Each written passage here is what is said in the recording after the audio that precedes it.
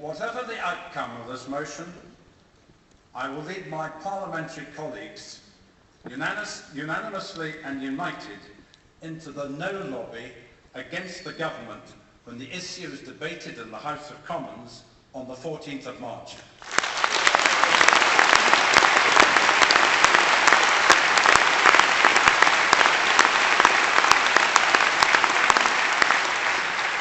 I shall be the only leader of a major political party to do so. No sitting on the fence there. Some of you may have thought that I wouldn't speak in this debate. But I only know one way in which to lead this party, and that is from the front. No sitting on the fence there. And on an issue of such importance, I'm not even willing to sit on my hands. This motion has been through our policy process. It was overwhelmingly endorsed by the Policy Committee. And it comes against the background of the proud record that our party has in nuclear disarmament.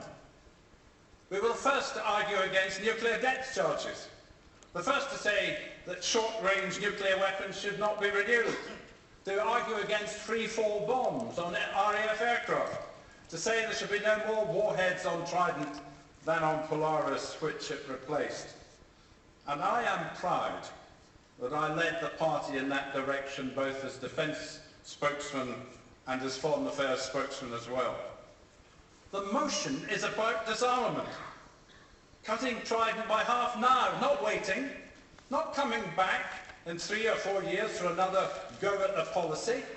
The motion's about cutting Trident 50% now, today.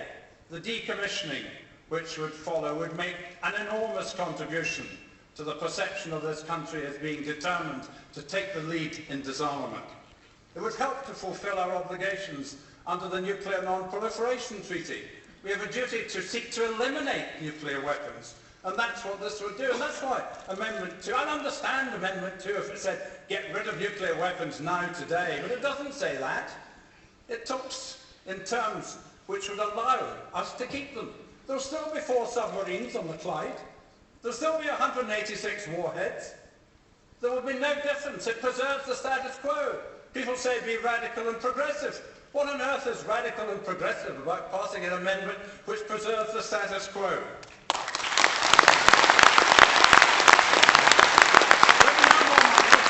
There'll be no more money.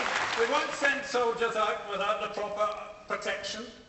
There'll be no more money for armoured vehicles instead of soft-skinned Land Rovers. Not a penny will be transferred from the Trident account to the General Ministry of Defence account.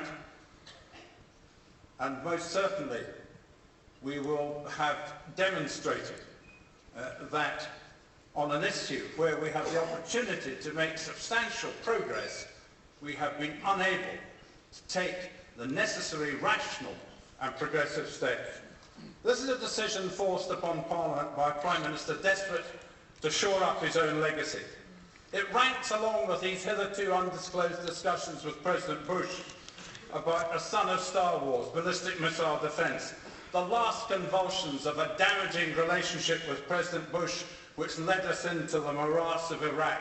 We should not fall into Mr. Blair's trap under any circumstances.